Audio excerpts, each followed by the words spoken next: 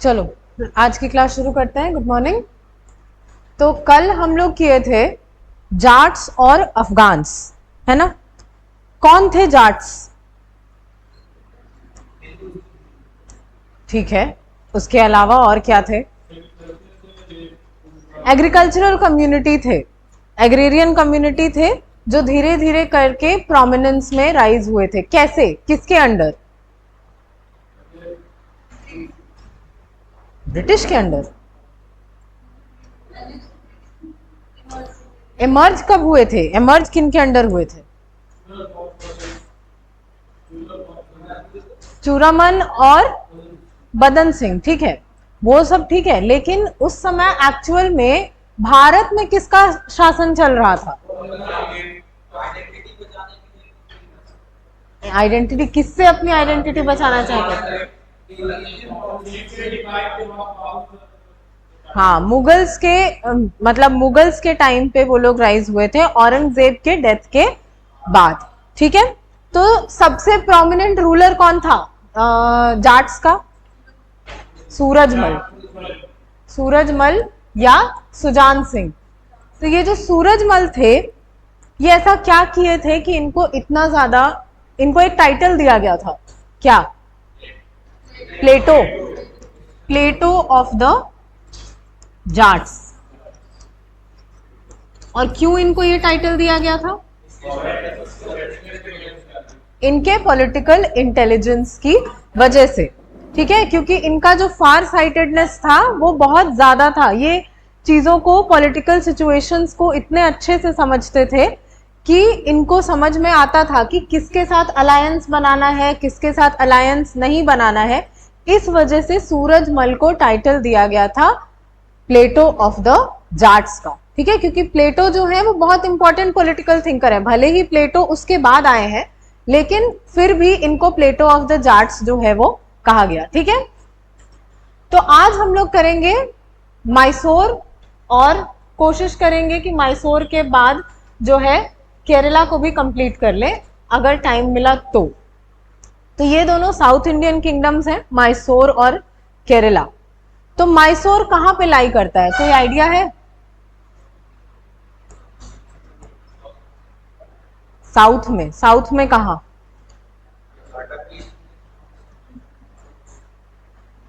East में, south east में, south east.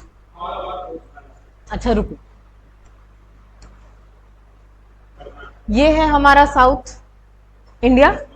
यहां पे कहां होगा मैसूर? यहां, इधर ऊपर, यहां मैसूर है। Are you sure?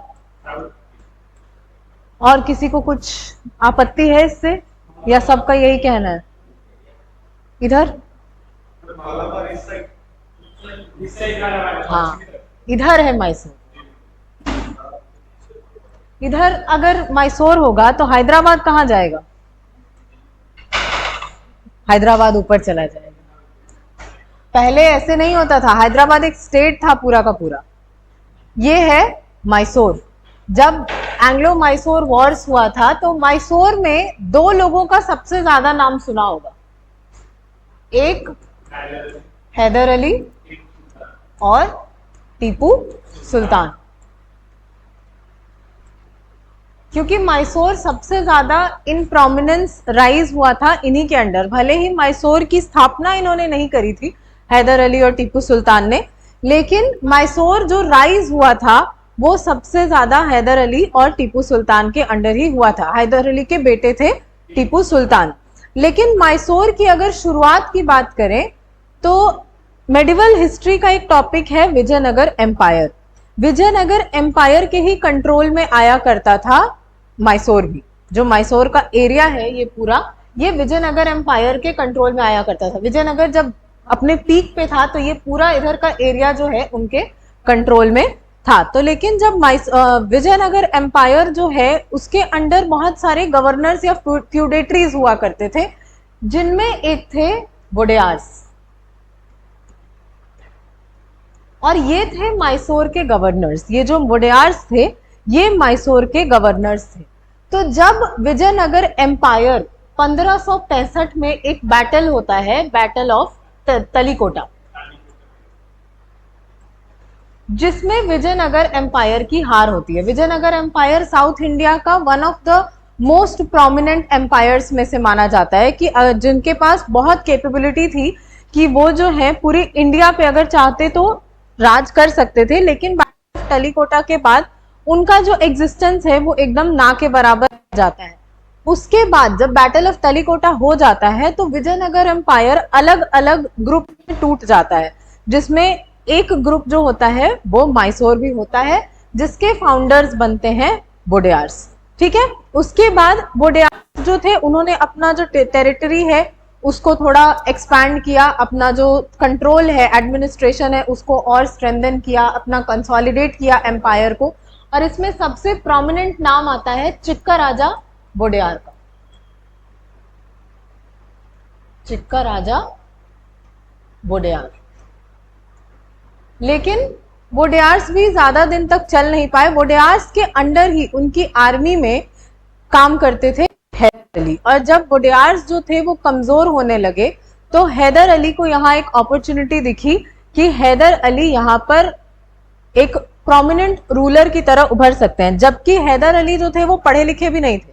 Haider Ali मात्र बहुत छोटी उम्र में ही उन्होंने आर्मी को ज्वाइन कर लिया था, और ना पढ़े लिखे होने के बावजूद भी एडमिनिस्ट्रेशन की इतनी समझ उन्होंने अपने अंदर डेवलप कर ली थी कि वो मैसूर को वोडेयार्स से कब्जा करने में कामयाब हुए थे। उसके बाद हैदर अली ने अपना एम्पायर को और कंसोलिडेट किया और उनको सक्सीड किया टीपू सुल्तान ने, जो सेकेंड एंग्लो मैसूर वॉर हुआ, जिसमें कि हैदर अली जीत जाते हैं। लेकिन जीत तो जाते हैं बट फिर भी उनकी डेथ हो जाती है। तो उनको उसी वॉर में उनके साथ साथ थे टीपू सुल्तान भी।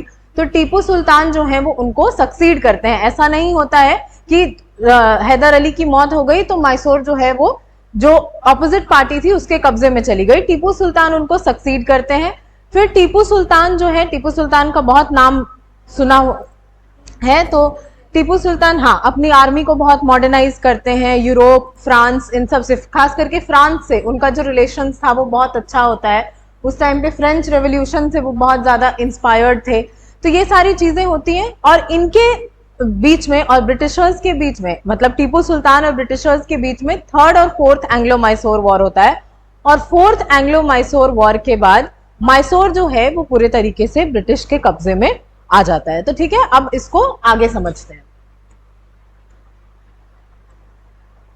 बैटल ऑफ तलीकोटा जो था 1565 में, तो इसमें Vijayanagara empire faced a devastating defeat. This battle was fought against a coalition of the Deccan sultanates of Bijapur, Golconda, Ahmednagar and Bidar. यानी एक तरफ ये 4 किंगडम्स थे और दूसरी तरफ था Vijayanagar. The defeat led to the sacking and the destruction of Vijayanagar, the empire's capital, causing a significant blow to its power and influence. और इसी विजयनगर एम्पायर में इनके फ्यूडेटरीज होते थे वोडेयार्स। ठीक है, तो अब जब यहाँ पर डिफीट हो गया तो इस डिफीट के बाद विजयनगर एम्पायर जो है वो टूटने लगा। क्यों टूटने लगा? क्योंकि सेंट्रल अथॉरिटी जो थी वो एकदम वीकेंड हो गई थी और यहाँ पर एक पावर वैक्यूम क्रिएट हो गया। जब पावर वैक्यूम क्रिएट हो जाता है, जब एम्पायर जो है वो वीक होने लगता है, तो जितनी भी टेरिटरीज हैं वो अलग अलग होने लगती हैं। तो और छोटे छोटे स्मॉलर स्टेट्स और प्रिंसिपैलिटीज जो थे वो यहाँ पर क्रिएट हो गए, और इसी में से एक प्रिंसिपैलिटी था वोडेयार डायनेस्टी का मैसूर। तो अब वोडेयार डायनेस्टी जो है 1565 के पहले भी था एग्जिस्टेंस में। ऐसा नहीं था कि 1565 में बैटल ऑफ तलीकोटा के बाद अचानक से इमर्ज हुआ, क्योंकि वो लोग जो थे वो ऑलरेडी विजयनगर एम्पायर के अंडर काम करते थे। तो कौन थे, कैसे काम करते थे? तो the Wodeyar dynasty traces its origins to 1399 with Yaduraya also known as Vijay founding the dynasty. और ये कौन थे? ये जो विजय हैं ये लोकल चीफ्टन थे हदी नाडू का। अब ये जो लोकल चीफ्टन है हदीनाडु के, तो यदुराया को जो लोकल चीफ्टन है हदीनाडु के, ये बुलाते हैं, इनवाइट करते हैं अपने रीजन को प्रोटेक्ट करने के लिए from bandits and external threats. Bandits यानी कि जो गुंडे लोग होते हैं ना, जो लूटते हैं लोगों को, उनको बैंडिट्स कहते हैं। तो बैंडिट्स और एक्सटर्नल थ्रेट से प्रोटेक्ट करने के लिए इनको बुलाते हैं और इनकी शादी अपनी बेटी से करा देते हैं और यदुराया इसके बाद मैसूर के राजा बन जाते हैं। तो early Vodeyars ruled as minor chieftains with limited influence, often dealing with local rivalries and challenges of maintaining control over their small territory। क्योंकि छोटा टेरिटरी था, ज्यादा कोई इन्फ्लुएंस नहीं था इनका, तो भले ही ये जो लोकल चिफ्टन ने इनको आया था, इनको मैसूर का राजा बना दिया, बट अभी भी मैसूर जो था वो कंट्रोल में विजयनगर के ही था। तो विजयनगर एम्पायर का जो बड़ा विजयनगर एम्पायर था, उसके अंडर एक छोटा किंगडम था मैसूर, जिसके राजा बनते हैं यदुराया इन 1399। ठीक है। इसके बाद जब विजयनगर एम्पायर में इनको फ्यूडेटरीज के तौर पर रखा जाता है, तो during the 16th century the Vodeyars became feudatories of the powerful Vijayanagar Empire which dominated South India. As vassals, the Vodeyars were responsible for maintaining order and collecting revenue in the region, benefiting from the protection and support of larger empire। कि एक बड़ा empire है, जैसे अलग अलग provinces होते थे Mughals में, वैसे ही विजयनगर एम्पायर का एक प्रोविंस के तौर पर समझ सकते हो कि मैसूर था, जिसके गवर्नर्स कौन थे, तो वोडेयार्स। अब जब डिक्लाइन होने लगा विजयनगर एम्पायर का, तो यहां पर वोडेयार्स को एक अपॉर्चुनिटी दिखी अंडर चमराजा वोडेयार थर्ड। तो ये अपना इंडिपेंडेंस को एक्सपैंड करने लगे और सेंट्रल अथॉरिटी को कंट्रोल करने की कोशिश करने लगे। तो ये सब नाम इंपॉर्टेंट नहीं है कि किसके अंडर, इसमें सिर्फ एक ही नाम इंपॉर्टेंट है, जो है चिक्का राजा वोडेयार का, क्योंकि उनका बहुत सारा कॉन्ट्रीब्यूशंस रहा है। आर्ट एंड कल्चर में भी उनके बारे में पढ़ोगे, मैसूर पैलेस वगैरह बनवाने में उनका बहुत बड़ा हाथ था। तो चिक्का राजा वोडेयार के अलावा सिर्फ फाउंडिंग रूलर यानी यदुराया का नाम याद रखोगे तो चलेगा, तो ये सब याद करना इंपॉर्टेंट नहीं है। लेकिन हाँ, ये याद करना पड़ेगा कि बैटल ऑफ तलीकोटा के बाद जो वोडेयार्स थे वो प्रोमिनेंस में राइज हुए थे। उसके पहले वोडेयार्स एक छोटे लोकल रूलर की तरह रूल करते थे। ठीक है। तो उसके बाद यानी अब पहला जो जब एम्पायर पूरी तरीके से एस्टैब्लिश हो गया, पहले रूलर जो बनते हैं वो है Raja Wodeyar first. He played a pivotal role in the transformation of Mysore from a small feudatory into an independent kingdom. He captured the fortress of Srirangapatnam in 1610, making it the capital of Mysore। और यहीं से इसको book में सेरिंगपट्टनम भी लिख देता है, श्रीरंगपटना भी लिखा जाता है, श्रीरंगपट्टनम भी लिखा जाता है। ठीक है। तो यहाँ अब इसका बहुत इंपॉर्टेंट रोल रहेगा आगे भी, खास करके जब हैदर अली और टीपू सुल्तान का रूल आएगा, उस समय श्रीरंगपट्टनम का बहुत ज्यादा इंपॉर्टेंट रोल रहेगा। क्यों रहेगा? क्योंकि यहाँ पर वोडेयार्स ने मैसूर का कैपिटल जो है वो बनाया था। तो this strategic move provided a strong defensive position and control over the important trade routes. अब क्योंकि मैसूर जो है वो कहाँ पे बिलोंग करता है? कोस्टल एरिया में। और ये बात हमको पता है फ्रॉम मेडिवल हिस्ट्री कि इंडिया में जो साउथ इंडियन किंगडम्स थे वो ट्रेड भी करते थे। भले नॉर्थ इंडियन किंगडम्स उतना ट्रेड नहीं करते थे, लेकिन जो साउथ इंडियन किंगडम्स थे उनका ट्रेडिंग पार्टनर्स जो थे वो इंडिया के बाहर भी लाई करते थे। तो ट्रेड रूट्स पे कब्जा करने का सबका यहाँ पर डोमिनेंस था। जैसे कि एग्रीकल्चर पे ये लोग कंट्रोल करना चाहते थे, वैसे ही दूसरा इनका मोटिव था कि कैसे हम ट्रेड रूट्स को डोमिनेट करें, ताकि ज्यादा से ज्यादा जो ट्रेड से रेवेन्यू कलेक्ट हो वो हमारे एम्पायर के पास आए। तो ये जो मूव था कि मैसूर का कैपिटल को श्रीरंगपट्टनम में शिफ्ट किया गया या बिल्ड किया गया, तो उससे जो इंपॉर्टेंट ट्रेड रूट्स था वो वोडेयार्स के कंट्रोल में आ गया।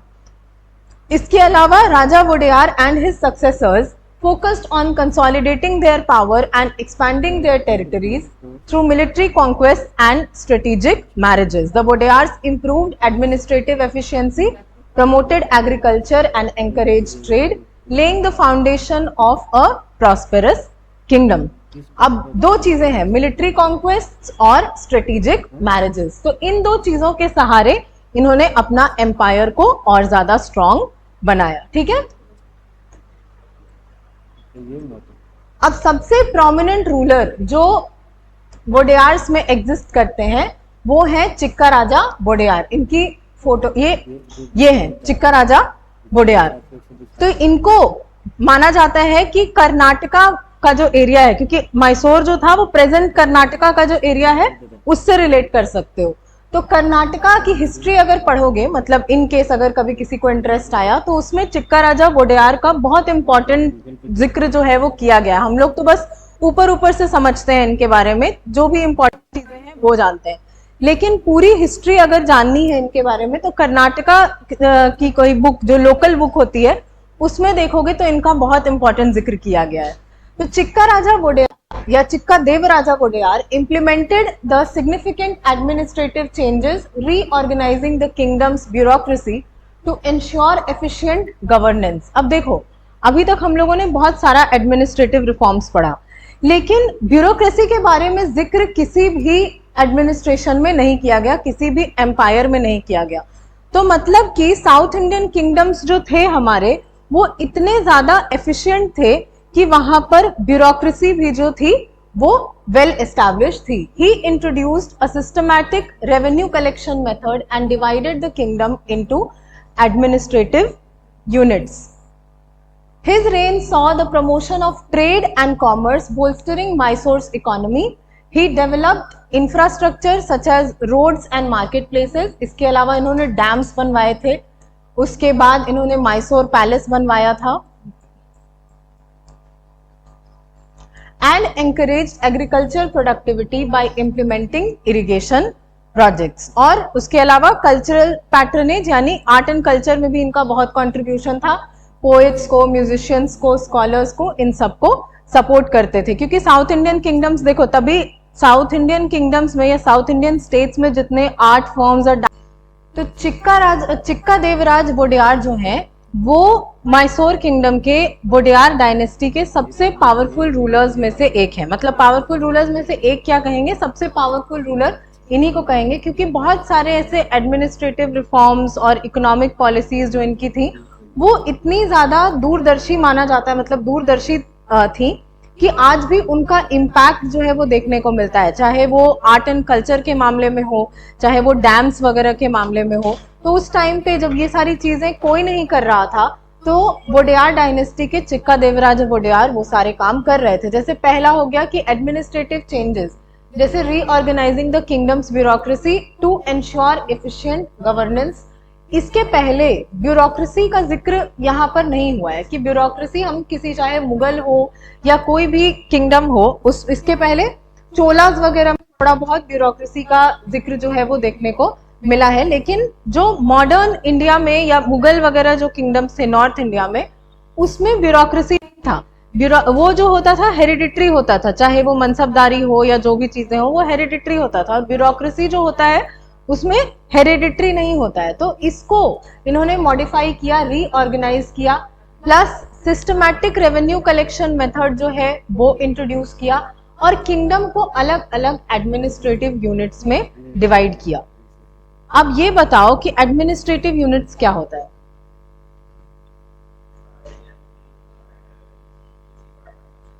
हाँ, बड़े एरिया को, जैसे स्टेट को डिवाइड किया जाता है डिस्ट्रिक्ट्स में, कंट्री को डिवाइड किया जाता है स्टेट्स में, तो उसी तरीके से इन्होंने अपने किंगडम अलग अलग एडमिनिस्ट्रेटिव यूनिट्स में यहाँ पर डिवाइड किया। तो his reign saw the promotion of trade and commerce, bolstering Mysore's economy. He developed infrastructure such as roads and marketplaces and encouraged agricultural productivity by implementing irrigation projects. इसके अलावा art and culture को भी, जैसे poets को, dance forms को, musicians को इन्होंने बहुत ज्यादा सपोर्ट किया था। और इन्हीं के अंडर काम कर रहे थे हैदर अली। तो अब हैदर अली के बारे में हम लोग जब जानते हैं तो हैदर अली जो थे उनका जन्म हुआ 1721 में, और ये काफी मतलब ऐसे बहुत अमीर खानदान में पैदा नहीं हुए थे, नॉर्मल मिडिल क्लास या लोअर मिडिल क्लास फैमिली जो होती है उस तरीके के घर में ये पैदा हुए थे। तो ये नॉर्मल सी जॉब करने के लिए गए थे वोडेयार डायनेस्टी के मिलिट्री में। तो he started his career as a soldier in the Mysorean army. Commander भी नहीं, नॉर्मल सोल्जर की तरह ये माइसोरियन आर्मी में काम करते थे। And his early years was marked by rapid promotions due to his military skills and strategic genius. अब हैदर अली की जो आगे बढ़ने की कहानी है वो स्टार्ट होती है मिड 18th सेंचुरी से। तो by the mid 18th century Hyder Ali had risen to the rank commander, यानी सोल्जर से इनको प्रमोट करते करते कमांडर बना दिया गया था, क्योंकि इनकी मिलिट्री कैपेबिलिटीज जो थी वो बहुत ज्यादा मजबूत थी, बहुत ज्यादा स्ट्रॉन्ग थी। और इन्होंने कृष्ण राजा वोडेयार सेकंड का कॉन्फिडेंस भी जीत लिया था, जो कि उस समय मैसूर के रूलर थे। Though his decisive actions in various military campaigns against the Marathas and other regional powers earned him further recognition and power within the kingdom। तो बहुत सारे ऐसे, जब वोडेयार डायनेस्टी जब था तो उस समय काफी सारा जो वो इन्वॉल्व था बहुत सारे कॉन्फ्लिक्ट्स में, जो कि मराठास और बाकी रीजनल पावर्स के अगेंस्ट भी था। तो उसमें हैदर अली ने एक बहुत इंपॉर्टेंट रोल प्ले किया था, जिससे उनका पावर जो था वो मैसूरियन आर्मी में और ज्यादा बढ़ गया था। और ये जो कृष्ण राजा वोडेयार उस समय के रूलर थे वो बहुत ज्यादा ट्रस्ट करने लगे थे हैदर अली पर, क्योंकि उन्होंने इतना सपोर्ट किया था, हैदर अली ने इतना सपोर्ट किया था मैसूरियन आर्मी के टाइम पे। मतलब एक नॉर्मल कमांडर की जो कैपेबिलिटीज होती हैं उससे बहुत ज्यादा कैपेबल थे हैदर अली, तो जिसकी वजह से वोडेयार डायनेस्टी जो थी वो इतनी आसानी से डिफीट नहीं हो रही थी। तो Hyder Ali's influence grew as he effectively managed the kingdom's military affairs and administrative functions. He gained the support of key military commanders and administrators, which was crucial in consolidating his power. He skillfully navigated the intricate politics of the Mysore court and formed alliances with influential factions and neutralized potential threats to his power. अब देखो, पहले military में अपना strong position बनाया, उसके बाद अब हैदर अली के अलावा और भी कमांडर्स होंगे, और अगर इनका जो विजन था उसको सक्सीड करना था कि मैसूर को एक दिन अपने कंट्रोल में करना है, तो सबसे पहले मिलिट्री को अपने कंट्रोल में लेना पड़ता है कि नहीं। अगर मिलिट्री आपका साथ नहीं देगी तो आप कभी भी वहां पर जो है कंट्रोल नहीं कर सकते हैं किसी भी जगह पर, क्योंकि आप कंट्रोल करने जाएंगे तो मिलिट्री आपके अगेंस्ट रिवोल्ट कर देगी। और मिलिट्री कमजोर नहीं थी, ये बात भी हैदर अली को पता था कि ऐसा नहीं है कि मिलिट्री बहुत कमजोर है। तो सबसे पहले जितने भी प्रोमिनेंट कमांडर्स थे उनका सपोर्ट जो है वो हैदर अली ने गेन किया। उसके बाद जितने प्रोमिनेंट एडमिनिस्ट्रेटर्स थे, अब अलग अलग वोडेयार डायनेस्टी ने मैसूर को अलग अलग एडमिनिस्ट्रेटिव यूनिट्स में बांटा हुआ था, तो हर एक एडमिनिस्ट्रेटिव यूनिट का अपना एडमिनिस्ट्रेटर होता। अब उस एडमिनिस्ट्रेटर का कॉन्फिडेंस अगर आपके अंदर नहीं रहेगा तो वो आपका बात मानने से इनकार कर देगा, या हो सकता है कि अगर आप कुछ करने की कोशिश करें तो वो जाकर के राजा को इन्फॉर्म कर दे। तो जितने भी प्रोमिनेंट मिलिट्री कमांडर्स थे, एडमिनिस्ट्रेटर्स थे, उनका कॉन्फिडेंस यहाँ पर गेन किया हैदर अली ने। और उसके बाद मैसूर कोर्ट का जो पॉलिटिक्स, अब कोर्ट यानी कि राजा का जो दरबार होता है, वो वहां पे जो पॉलिटिक्स चल रही थी उससे भी स्किलफुली नेविगेट किया। मतलब तोड़ मरोड़ करके, अलायंसेस बना करके, लोगों को बहला बुझा करके यहाँ पर अलायंसेस बनाए, जितने भी इन्फ्लुएंशियल लोग थे उनके साथ, और जितने भी पोटेंशियल थ्रेट्स थे उनको न्यूट्रलाइज कर दिया कि ठीक है, आप अगर मेरे सपोर्ट में नहीं है कोई बात नहीं, लेकिन आप मेरे अगेंस्ट में भी नहीं रहेंगे। तो जितने भी पोटेंशियल जो सपोर्टर्स थे उनको अपने साथ कर लिया, और जो थ्रेट्स थे या जो अगेंस्ट में थे उनको न्यूट्रलाइज कर दिया। तो ये थी इनकी administrative skills. He gradually sidelined the Wodeyar king Krishna Raja Wodeyar II, who became a figurehead while Hyder Ali exercised the real power. जैसे कि हुआ था कब, ये किस टाइम पे देखा गया था? ऐसा कब देखा गया था कि जो राजा है वो मात्र सिर्फ नाम का राजा है और एक्चुअल कंट्रोल किसी और के हाथ में था, सैयद ब्रदर्स के टाइम पे, जिनको किंग मेकर्स कहा गया। तो एक तरीके से यहाँ पर भले हैदर अली जो है वो किंग मेकर नहीं है, लेकिन हैदर अली का प्रोमिनेंस इतना ज्यादा बढ़ गया था कि लोग जो थे वो राजा की बात एक बार को सुनने से मना कर सकते थे, लेकिन हैदर अली की बात सुन लेते थे। तो राजा जो वो सिर्फ नाम का राजा रह गया था, उसका ज्यादा कोई रोल यहाँ पर नहीं रह गया था, और एक्चुअल कंट्रोल जो था या रियल पावर जो थी वो हैदर अली के हाथ में थी। तो Haider अली's military campaigns were instrumental in consolidating his power. He defended Mysore against external threats including the Marathas and the Nizam of Hyderabad. His successful campaigns boosted his reputation and solidified his control over the kingdom. तो मराठास और हैदराबाद दोनों ही यहाँ पर हैदर अली के against या मैसूर के against खड़े होने की कोशिश कर रहे थे, लेकिन दोनों को ही डिफीट कर दिया था हैदर अली ने, जिसके बाद उनका जो कंट्रोल था वो और ज्यादा स्ट्रांग हो गया। कुछ बैटल्स हैं हैदर अली के डोमिनेंस को जो और ज्यादा स्ट्रांग बनाती हैं, जिसमें पहला है battle of Bangalore. Hyder Ali's decisive victory in the Battle of Bangalore against a coalition of Marathas and Nizam forces showcased his military brilliance. This victory established him as the de facto ruler of Mysore, further marginalizing the Wodeyar king. अब ये जो बैंगलोर है ये शुरू में मैसूर के control में नहीं था, लेकिन चिक्का राजा वोडेयार ने इसको खरीदा था, 3 लाख रुपए में इसको खरीदा था, जो उस टाइम पे बैंगलोर को कंट्रोल कर रहे थे उनसे। तो चिक्का देवराज वोडेयार ने जब इसको खरीदा उसके बाद बैंगलोर को एक इम्पॉर्टेंट सेंटर की तरह डेवलप किया वोडेयार्स ने। लेकिन अब इम्पॉर्टेंट सेंटर जब बन गया तो मराठास और निजाम दोनों उसको कंट्रोल करना चाहते थे, और हैदर अली ने यहाँ पर बैंगलोर में डिफीट किया मराठास और निजाम को, जो हैदराबाद का निजाम थे, और बैंगलोर में अपना कंट्रोल जो है वो बरकरार रखा। इसी के बाद बैटल ऑफ बैंगलोर के बाद इनको डी फैक्टो रूलर माना जाने लगा। डी फैक्टो रूलर मतलब, या डी फैक्टो मतलब नहीं, मतलब वो दूसरी चीज, मतलब डी फैक्टो रूलर यानी कि नहीं, प्राइम मिनिस्टर जो होते हैं वो मतलब उनके पास एक्चुअल पावर्स होता है, बट ये थे तो अभी भी मिलिट्री कमांडर ही। डी फैक्टो रूलर यानी कि इनके जो काम थे वो ऐसे थे कि इनको रूलर माना जाने लगा। इनका मतलब फैक्ट इस तरीके का बन गया था, डी फैक्टो मतलब बाय द फैक्ट ऑफ, ठीक है। तो इनको इनके काम ऐसे थे कि इनको रूलर की तरह देखा जाने लगा, ठीक है। तो हैदर अली उसके बाद श्रीरंगपट्टनम को इन्होंने कंट्रोल किया। कैसे? तो fortified his control over Srirangapatnam, the capital of Mysore. This strategic move allowed him to command the kingdom's resources and military forces effectively. तो अब जब अभी भी वोडेयार डायनेस्टी जो है वो चल रहा है, ऐसा नहीं है कि वोडेयार जो है वो खत्म हो चुके हैं और अभी तक गद्दी पे हैदर अली ने खुद को बिठाया भी नहीं है, लेकिन फिर भी जितना भी राजा का काम होता है वो सब कुछ हैदर अली कर रहे हैं, ठीक है।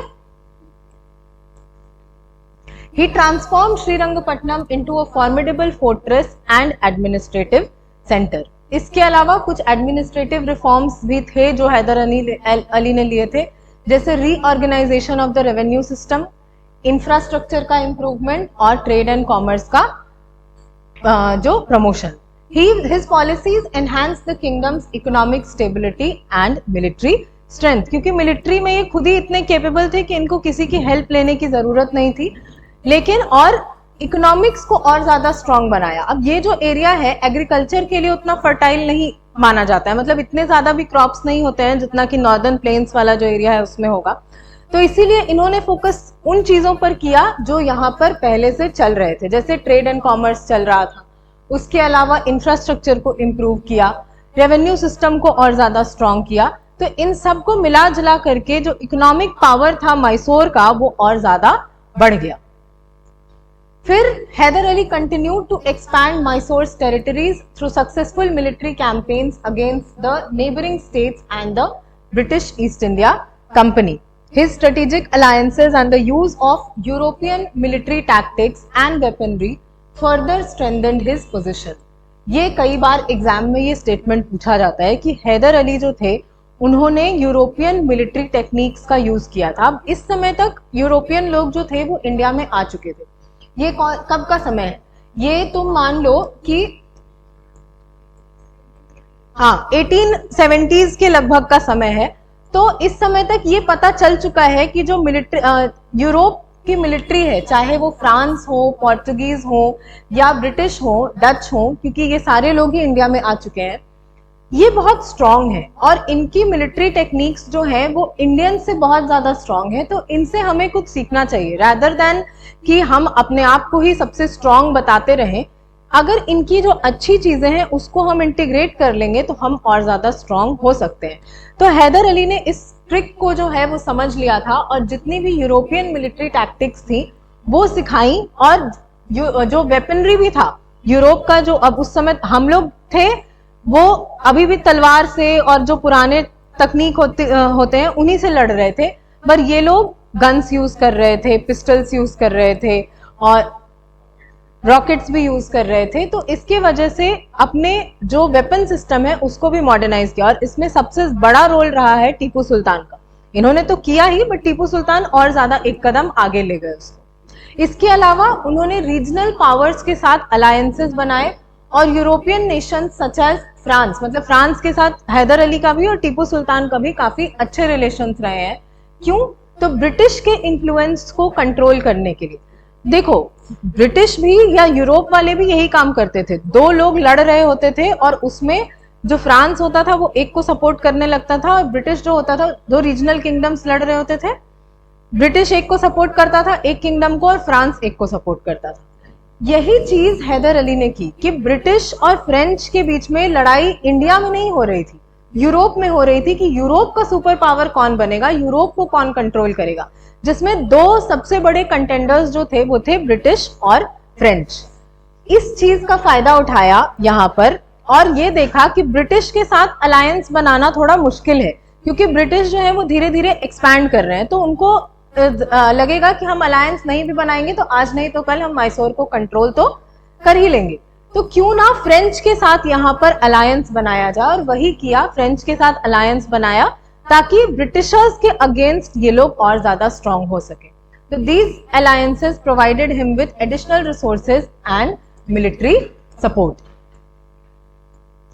फाइनल स्टेप्स टू डोमिनेंस, कि कैसे इन्होंने वोडेयार्स को कंप्लीटली जो है वो साइडलाइन कर दिया। तो by the late 1760s Hyder Ali effectively sidelined the Wadeyar dynasty, while Krishna Raja Wadeyar II remained the nominal ruler. Hyder Ali had the real power. He ensured that the Wadeyars had no effective control over the administration or military affairs of the kingdom. Hyder Ali's rise set the stage for establishing his own dynasty. His son Tipu Sultan succeeded him after his death in 1782, continuing the family's dominance over Mysore.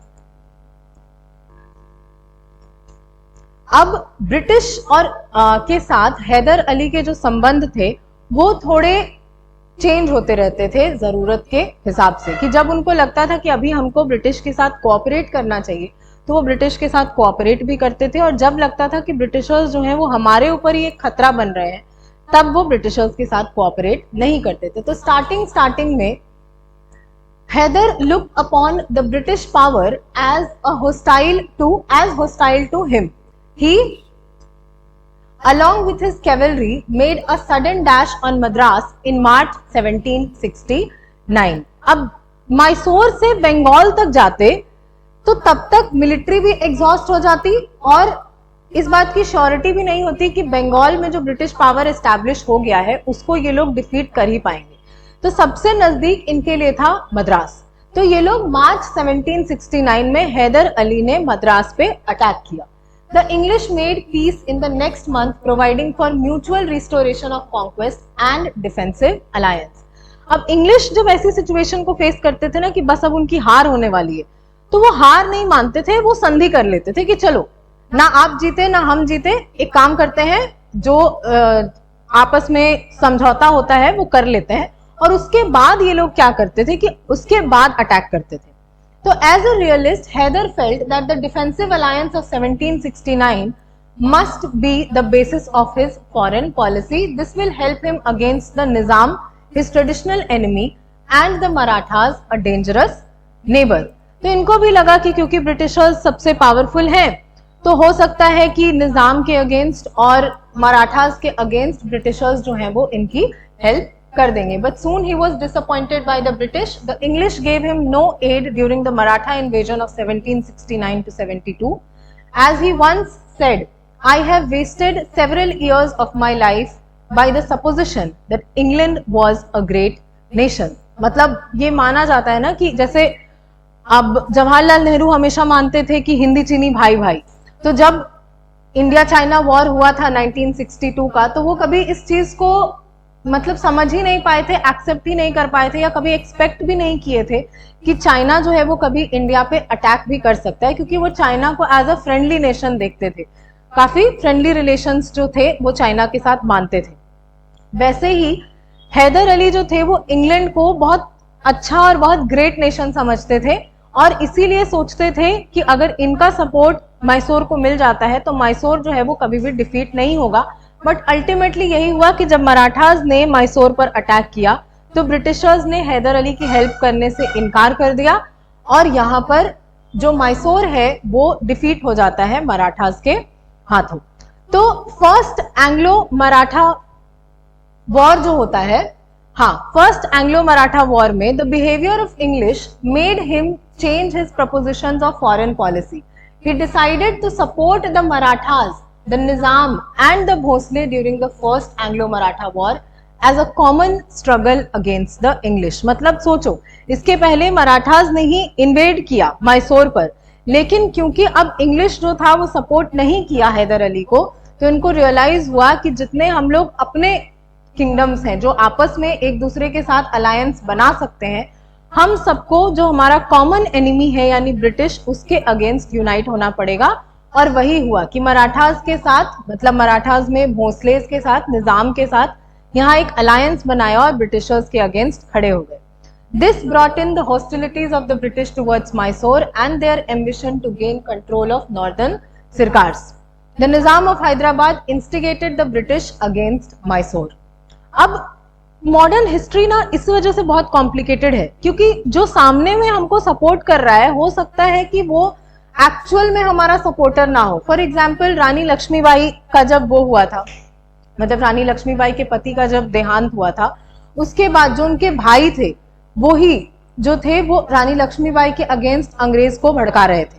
तो ऐसे बहुत सारे incidents देखने को मिलते हैं जहां पर कि जो लोग आपके सपोर्ट में खड़े हैं वो एक्चुअल में आपके सपोर्ट में नहीं है। तो भले ही निजाम जो है यहाँ पर एंग्लो मराठा वॉर में इनके साथ, लेकिन फिर भी क्योंकि ट्रेडिशनली पुराना दुश्मनी था निजाम का और मैसूर का, तो यहाँ पर निजाम ने ब्रिटिशर्स को मैसूर के अगेंस्ट और ज्यादा भड़का दिया। वो ऑलरेडी भड़के हुए थे इस बात से कि निजाम ने ब्रिटिशर्स के अगेंस्ट यहाँ पर रिवोल्ट किया है, और ज्यादा भड़का दिया। But Hyder Ali managed the situation well despite having no allies. He defeated the Britishers during the first Anglo-Mysore war. अब first Anglo-Maratha war के बाद हुआ है first Anglo-Mysore war, जिसमें कि हैदर अली ने ब्रिटिशर्स को हरा दिया।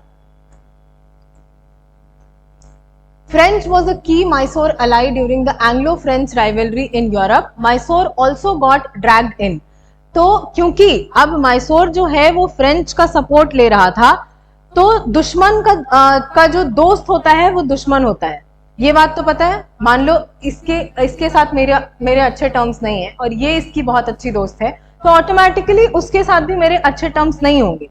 वैसे ही फ्रेंच जो थे वो ब्रिटिश के एनिमीज थे, और फ्रेंच का बहुत अच्छा टर्म्स था मैसूर के साथ, इस वजह से और ज्यादा। तो अब सिचुएशन जो थी वो और कॉम्प्लिकेटेड हो गई कि ऑलरेडी वो इस वजह से नाराज थे कि आपने मराठास का साथ दिया हमारे खिलाफ, ठीक है, क्योंकि उसमें आपका कोई इन्वॉल्वमेंट नहीं था, आपको इन्वॉल्व होने की जरूरत नहीं थी, आप चाहते तो न्यूट्रल रह सकते थे क्योंकि हम मराठास पे अटैक कर रहे थे, तो मैसूर का वहां पर कोई काम नहीं था। फिर भी मैसूर उस बैटल में आया, उसके बाद निजाम ने भड़का दिया, और तीसरी चीज की वो लोग फ्रेंच के दोस्त थे। तो ये सब चीजें मिला करके जो मैसूर के खिलाफ ब्रिटिशर्स की राइवलरी थी वो और ज्यादा बढ़ गई। तो initially Mysore was made significant success, but later on piece was reached between France and British. तो अब ये लोग जो थे फ्रेंच, वो भी इस बात को समझ गए थे, क्योंकि अब जब एडवेंट ऑफ द यूरोपियंस करेंगे तो इस चीज को समझेंगे कि फ्रेंच ईस्ट इंडिया कंपनी जो था, जैसे ब्रिटिश ईस्ट इंडिया कंपनी था वैसे ही फ्रेंच ईस्ट इंडिया कंपनी भी था, बट क्योंकि ब्रिटिश ईस्ट इंडिया कंपनी के पास रिसोर्सेज ज्यादा थे तो बहुत इजी था उनके लिए अपने पावर को कंसोलिडेट करना, और फ्रेंच के लिए ये पॉसिबल नहीं था क्योंकि गवर्नमेंट से उनको उतना सपोर्ट नहीं मिलता था। तो अल्टीमेटली फ्रांस और ब्रिटिश ने आपस में समझौता कर लिया। अब जब वही लोग दोनों ने समझौता कर लिया तो यहाँ पे मैसूर का तो कोई एग्जिस्टेंस होगा नहीं, क्योंकि अल्टीमेटली वो दोनों साथ में ही रहेंगे, क्योंकि वो यूरोप यूरोपियंस थे, तो वो यूरोपियंस को छोड़ के इंडियंस का साथ नहीं देते, ये बात तो कंफर्म थी, ठीक है। तो this also led to peace in Mysore war, but during this war Hyder Ali died. Later on his son Tipu Sultan continued the war. तो इसी वॉर के दौरान जो हैदर अली हैं वो मर जाते हैं और टीपू सुल्तान इस वॉर को कंटिन्यू करते हैं। अब इसके आगे जो कहानी है वो टीपू सुल्तान की है। तो अब पहले बताओ कि यहां तक समझ में आया? कंफर्म, ठीक है। ब्रिटिश और फ्रेंच का मिलने का कारण, क्योंकि उनका जो राइवलरी था वो इंडिया का राइवलरी नहीं था। ये थोड़ा सा वर्ल्ड हिस्ट्री में तुमको समझना पड़ेगा कि इनका जो वॉर चल रहा था वो इसलिए चल रहा था कि यूरोप को कौन डोमिनेट करेगा। तो वहां पर जो चीजें हो रही थी उसकी वजह से इनके बीच में पीस आ गया। मतलब हाँ, ऑस्ट्रिया वगैरह भी सब इन्वॉल्व था। तो अब वहां ही जब मेन सेंटर जो है वहीं पर अगर चीजें सॉर्ट आउट हो चुकी हैं तो अलग जगहों पे लड़ने का कोई मतलब नहीं है। इंडिया में ये लोग इसीलिए लड़ रहे थे क्योंकि यूरोप में ये लोग लड़ रहे थे। अब यूरोप की लड़ाई अगर खत्म हो गई तो इंडिया की लड़ाई भी खत्म हो गई थी। नेक्स्ट है टीपू सुल्तान। तो the period of Tipu Sultan rule, ये रूल करते हैं 1782 से 1799 तक, is one of the most significant in the history of Mysore. इनको टाइगर ऑफ मैसूर के नाम से भी जाना जाता है क्योंकि ये एक विजनरी लीडर थे, स्ट्रेटेजिस्ट थे और इनोवेटर थे। His reign was marked by administrative reforms, military campaigns, and resistance against the British colonial expansion. Tipu continued the war against the British, demonstrating his military acumen in several battles. पहली बार इन्होंने 15 साल की उम्र में अपने father को एक war में असिस्ट किया था और तभी से जो इनकी मिलिट्री कैपेबिलिटीज थी वो डेवलप होनी शुरू हो गई थी। So the war ended with the Treaty of Mangalore in 1784, which restored the territories and prisoners of war, but left underlying tensions unresolved. कि भले ही यहाँ पर जो ब्रिटिश है वो डिफीट हो जाता है, लेकिन और ट्रीटी ऑफ मैंगलोर साइन भी हो जाता है जिसमें कि जो टेरिटरीज ब्रिटिश ने कैप्चर करी थी या जो टेरिटरीज मैसूर ने कैप्चर करी थी वो दोनों एक दूसरे को वापस दे दिया जाता है। जिन लोगों को कैप्चर किया गया था उनको प्रिजनर्स ऑफ वॉर बोलते हैं, ठीक है। कि वॉर के टाइम पे जिनको कैप्चर किया जाए उनको प्रिजनर्स ऑफ वॉर बोलते हैं। उनको भी एक दूसरे की टेरिटरी को वापस लौटा दिया गया था, लेकिन जो रूट कॉज था वो अभी भी रिजॉल्व नहीं हो पाया था। तो अब ये जो टीपू सुल्तान है इन्होंने कुछ बहुत इंपॉर्टेंट कदम उठाए और ये सारा याद करना पड़ेगा क्योंकि टीपू सुल्तान से रिलेटेड क्वेश्चंस जो हैं वो एग्जाम में पूछा जाता है।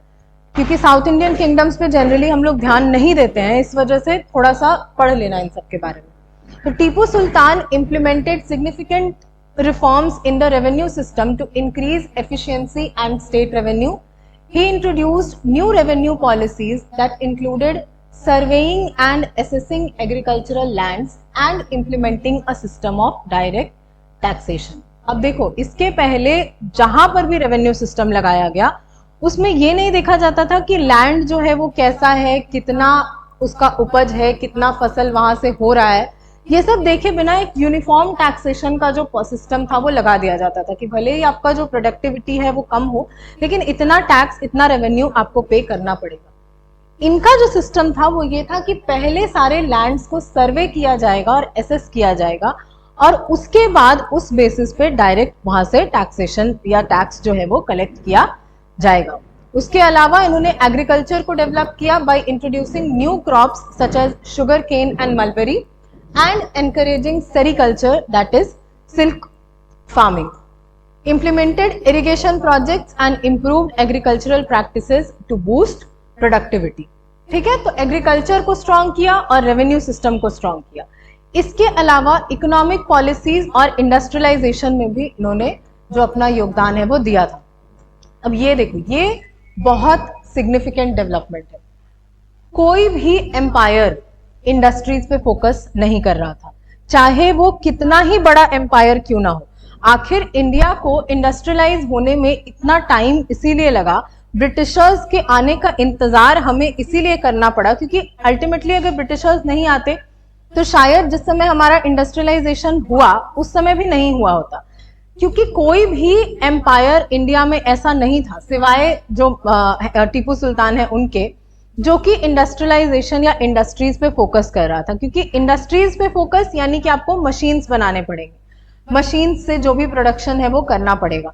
और अभी तक हम लोग हैंडमेड प्रोडक्शन पे ही रिलाई कर रहे थे, चाहे वो मुगल्स हो, चाहे विजयनगर हो, मराठास हो, कोई भी हो, कोई भी इंडस्ट्रीज पे फोकस नहीं किया था। तो ये एक इंपॉर्टेंट पॉइंट है टीपू सुल्तान का, जो कि इनको डिस्टिंग्विश करता है, डिफ्रेंशिएट करता है उस समय के बाकी जो इनके कंटेम्प्रेरीज थे उनसे। इसके अलावा he issued a new coinage and standardised weights and measures, ये भी बहुत इंपॉर्टेंट है।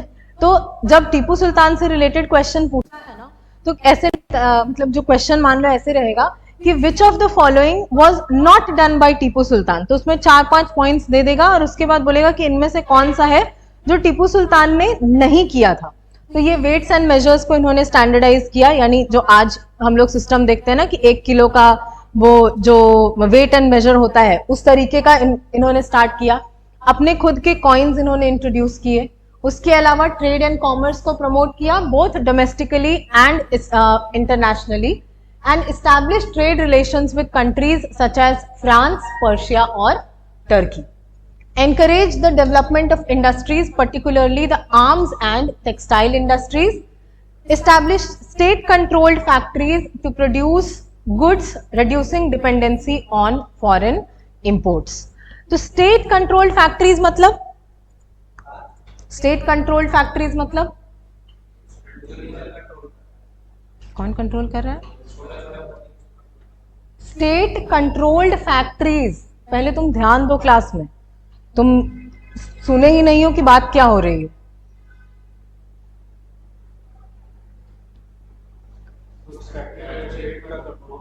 हाँ, 2 तरीके की फैक्ट्रीज होती हैं, एक जो गवर्नमेंट के कंट्रोल में होती है, एक जो प्राइवेट कंट्रोल में होती है। तो स्टेट कंट्रोल्ड फैक्ट्रीज मतलब गवर्नमेंट के द्वारा कंट्रोल की गई। तो मैसूर के अंडर टीपू सुल्तान ने ऐसी फैक्ट्रीज बनाई जिसको कि स्टेट कंट्रोल कर रहा था, ताकि जो फॉरेन इंपोर्ट्स पे हमारा रिलायंस है उसको हम कम कर सके। उस समय भी हम लोग फॉरेन से इंपोर्ट करते थे, ऐसा नहीं है कि फॉरेन इंपोर्ट्स जो है वो इंडिपेंडेंस के बाद ही स्टार्ट हुए थे। अब ये बहुत इंपॉर्टेंट है कि मिलिट्री को मॉडर्नाइज करने के लिए इन्होंने क्या क्या स्टेप्स लिए थे। तो ये कुछ आर्म्स एंड एम्यूनिशंस हैं जो इन्होंने यूज किया था अपना जो एंग्लो मैसूर वॉर वगैरह हुआ था, 3rd एंग्लो और 4th एंग्लो मैसूर वॉर, उसमें जो आर्म्स एंड एम्यूनिशंस उन्होंने यूज किए थे और ये इंडिया में ही बनाए गए थे, ऐसा नहीं है कि इनको बाहर से मंगवाया गया था। फ्रेंच और ब्रिटिशर्स या यूरोपियन से इंस्पायर होकर के जो टेक्निक और जो वेपन्स वो लोग यूज करते थे उससे इंस्पायर होकर के टीपू सुल्तान ने यहाँ पर ये सारी चीजें बनवाई थी। तो सबसे पहले तो इन्होंने आर्मी को मॉडर्नाइज किया। तो कैसे मॉडर्नाइज किया? Bye adopting European military techniques and training methods, introduced new weapons and artillery, including the famous Mysorean rockets, which were an early form of rocket artillery. इसके अलावा जो इनका डिफेंस सिस्टम था उसको और ज्यादा स्ट्रॉन्ग किया, जैसे कि श्रीरंगपट्टनम का जो फोर्ट था उसको और ज्यादा फोर्टिफाई किया, which became his capital and a stronghold, built a strong navy. बहुत कम ऐसे किंगडम्स हमें मिलेंगे, चाहे साउथ इंडियन किंगडम्स ही क्यों ना हो, जिनके पास की अपनी नेवी होती थी। एक चोला किंगडम जिसके पास की अपनी नेवी थी, और एक ये टीपू सुल्तान की आर्मी थी या जो उनका अपना खुद का नेवी था। बाकी मुगल्स के पास भी नेवल पावर जो था वो नहीं था। तो इन्होंने अपनी एक नेवी बनाई to protect Mysore's interest along the Malabar coast and support the maritime trade. इस समय तक ना पायरेसी भी बहुत ज्यादा बढ़ गया था, खास करके जो पोर्चुगीज थे वो कंट्रोल तो करते ही थे बाय ऑफिशियल या गवर्नमेंट के थ्रू या ट्रेडिंग के थ्रू, तो वो कंट्रोल करते ही थे। उसके अलावा पोर्चुगीज पायरेसी में भी बहुत ज्यादा इन्वॉल्व रहते थे। पायरेसी पता है क्या होता है? मैरीटाइम पायरेसी, सी रूट्स पे जब गुड्स एंड जो गुड्स पास हो रहे होते हैं तो शिप्स को जो पायरेट्स होते हैं, लुटेरे, वो रोक लेते हैं। वो टीवी में नहीं दिखाता कि एक आंख ऐसे कवर्ड रहता है काला काला? हाँ, लेकिन तो यहाँ तो हम लोग 16th सेंचुरी की ही तो बात कर रहे हैं ना, 1761 के बाद। 1761 इज 16th सेंचुरी, अभी चल रहा है सॉरी 18th सेंचुरी, हाँ 18th सेंचुरी 1760, तो वो अब पोर्चुगीज जो थे वो इन्वॉल्व हो चुके थे ऑलरेडी पायरेसी में, तो वो और ज्यादा बढ़ ही रहा था, घट नहीं रहा था। तो इस वजह से अब मैरीटाइम रूट्स को प्रोटेक्ट करने के लिए और ज्यादा मैरीटाइम ट्रेड को प्रोटेक्ट करने के लिए यहाँ पर मैसूर ने एक स्ट्रॉन्ग आर्मी जो है वो बिल्ड करी, ठीक है, सॉरी स्ट्रॉन्ग नेवी जो है वो बिल्ड करी।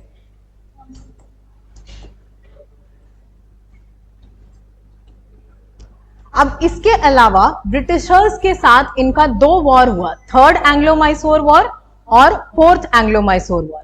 तो जो थर्ड एंग्लो मैसूर वॉर हुआ था उसमें जो मैसूर था that faced a coalition of British forces, Marathas and the Nizam of Hyderabad.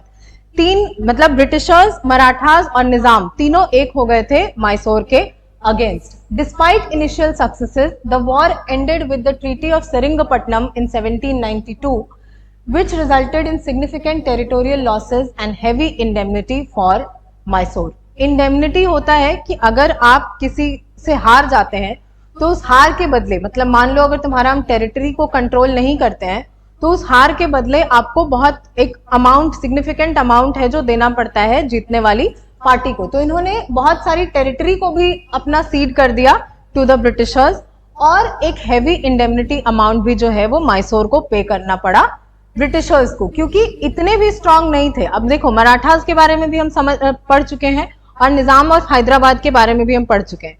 तो भले ही हैदराबाद की आर्मी जो थी वो इतनी स्ट्रांग नहीं थी, लेकिन मराठास जो थे वो काफी केपेबल फाइटर्स थे और उनके साथ साथ अगर ब्रिटिशर्स को मिला दो तो ये तो सोने पे सुहागा था। तो इस वजह से यहाँ पर जो ये मैसूर है या टीपू सुल्तान है वो हार जाते हैं इन सेंस ऐसा नहीं होता है कि उनको कंप्लीटली हटा दिया जाता है मैसूर से, बट जो बहुत बड़ा टेरिटरी वो कंट्रोल कर रहे थे उसको काफी मिनिमाइज कर दिया जाता है। फिर फोर्थ एंग्लो मैसूर वॉर के टाइम में उन्होंने कोशिश करी कि जो territories third Anglo Mysore war में गंवाई थी उसको वापस से रीगेन करने की कोशिश करें। तो फ्रेंच के साथ इन्होंने अपना अलायंस बनाया, लेकिन इस दौरान जो सेरिंगपट्टनम है जो इनका कैपिटल है वहां पे जो फोर्ट है उसको कैप्चर कर लेते हैं ब्रिटिश और अपने कैपिटल को डिफेंड करते हुए मई 4, 1799 को इनकी डेथ हो जाती है और यहाँ मैसूर की कहानी खत्म होती है कि इसके बाद मैसूर जो है कोई प्रोमिनेंट रूलर नहीं आया और मैसूर जो धीरे धीरे करके फिर ब्रिटिशर्स के कंट्रोल में चला जाता है। तो कुछ प्रोमिनेंट चीजें हैं टीपू सुल्तान के बारे में जो हमें जाननी जरूरी है, जैसे कि इनका फॉरेन रिलेशंस बहुत स्ट्रांग था, खास करके फ्रेंच के साथ।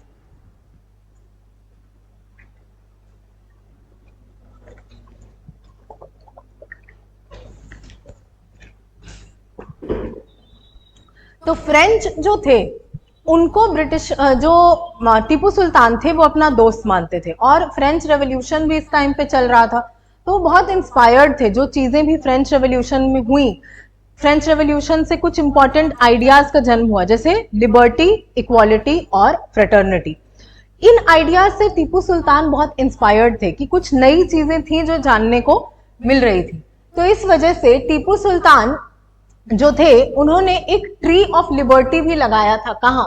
तो श्रीरंगपट्टनम में। तो श्रीरंगपट्टनम में जब इन्होंने ये जो लगाया था, क्यों? तो फ्रेंच रेवोल्यूशन जब हुआ उसके बाद फ्रांस जो था वो एक रिपब्लिक बन गया था और ये भी ऐसे लॉज बनाते थे, जो इनका एडमिनिस्ट्रेटिव रिफॉर्म्स जो इन्होंने किया तो वो ऐसे लॉज थे जो कि रिपब्लिक ऑफ फ्रांस से इंस्पायर्ड थे, कि जैसा एक रिपब्लिक में जैसा लॉज होना चाहिए उस तरीके का लॉज ये बनाते थे। इसके अलावा इन्होंने जैकोबिन क्लब ऑफ मैसूर भी बनाया था। अब जब फ्रेंच रेवोल्यूशन, वर्ल्ड हिस्ट्री थोड़ा बहुत अगर आइडिया होगा तो उसमें एक सिग्निफिकेंट ग्रुप है जैकोबिन क्लब्स, जो कि जो रूलर था उसके अगेंस्ट में रिवोल्ट करते हैं और ये एक रेवोल्यूशनरी ऑर्गेनाइजेशन था formed by the French in Mysore और टीपू सुल्तान इसके मेंबर भी बनते हैं, जिसमें कि इन्होंने he called himself citizen Tipu.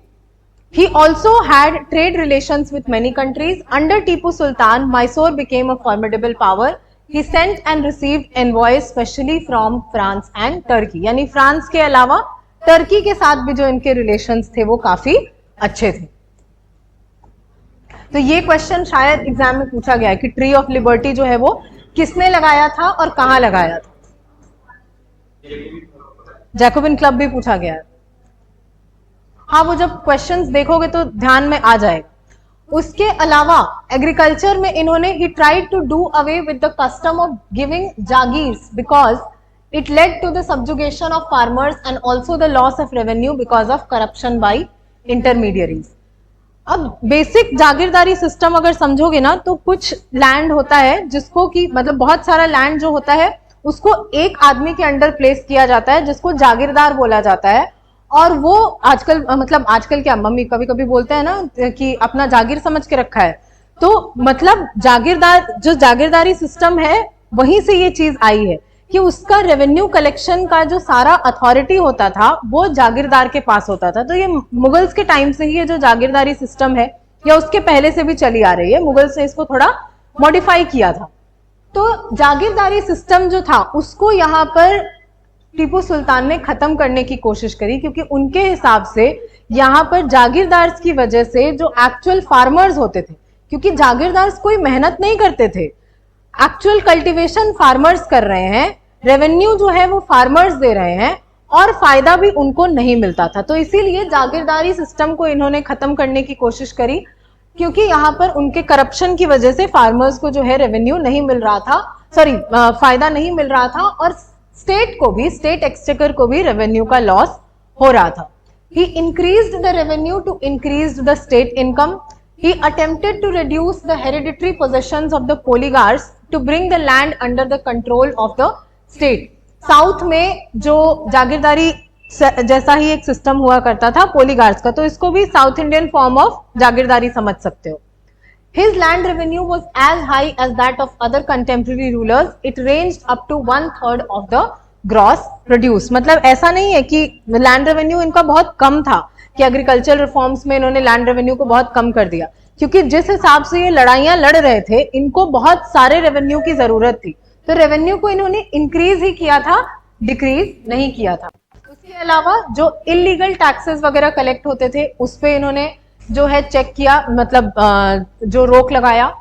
फिर ग्रांटिंग रेमिशंस, अब जब कोई टैक्स नहीं पे कर पाता है, कोई रेवेन्यू नहीं पे कर पाता है, तो उनको रेमिशन ग्रांट किया जाता है कि ठीक है कोई बात नहीं, आप जो है अगली बार दे दीजिएगा या इस बार के लिए आपका कर्ज जो है वो माफ किया जाता है।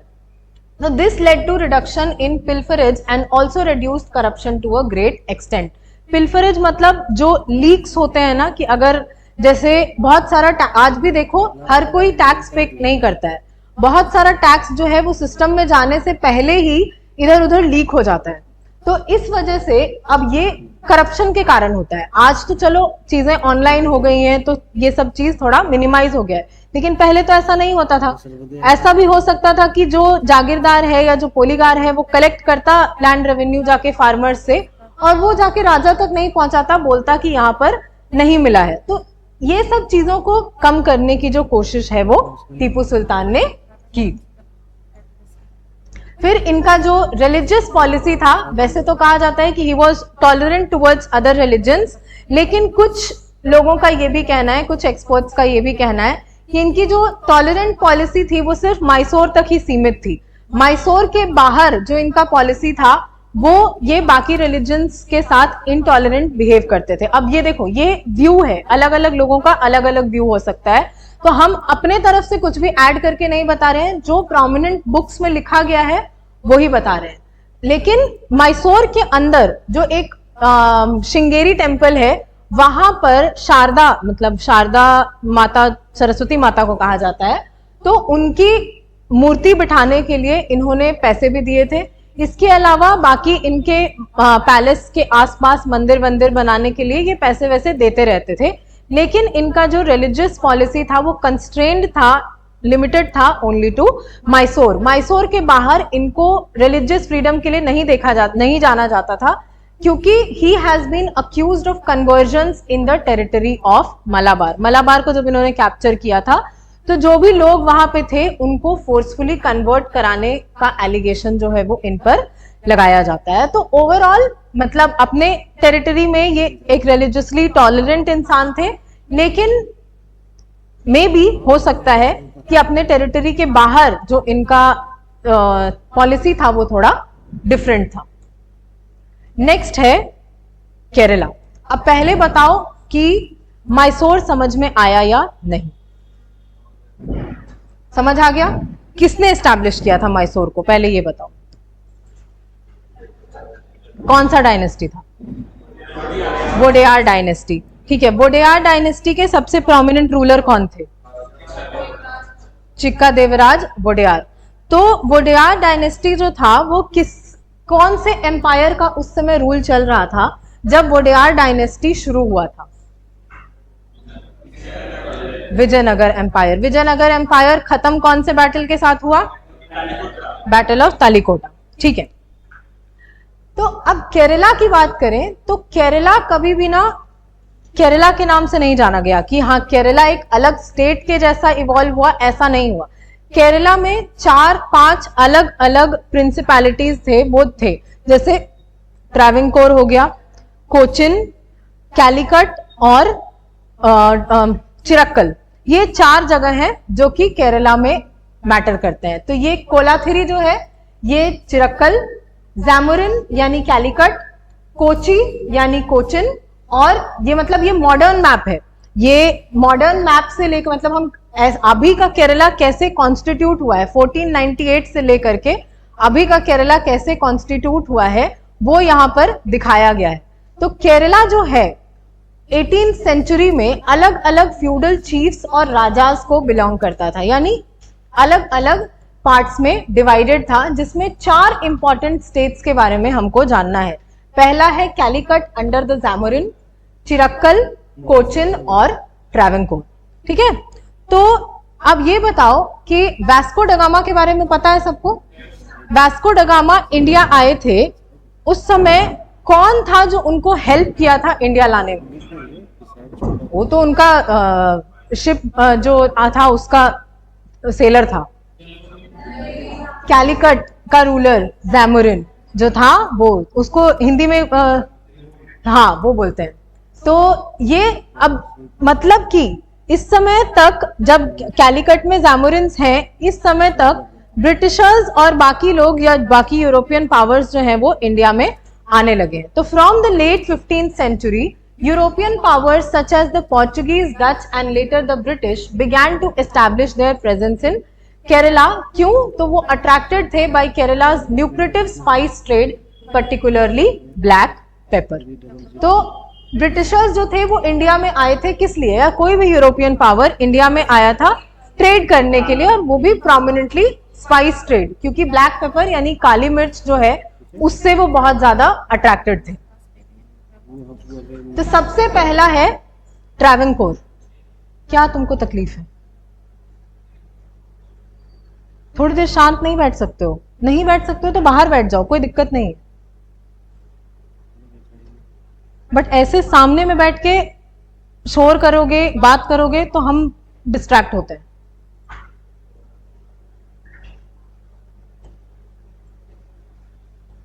तो ट्रैवनकोर जो था, तो चेरा एम्पायर जब डिसॉल्व हुआ ना, उसके बाद यहां पर बहुत सारे किंगडम्स चेरा एम्पायर के ही कंट्रोल में आता था, पूरा जो केरला वाला एरिया है वो।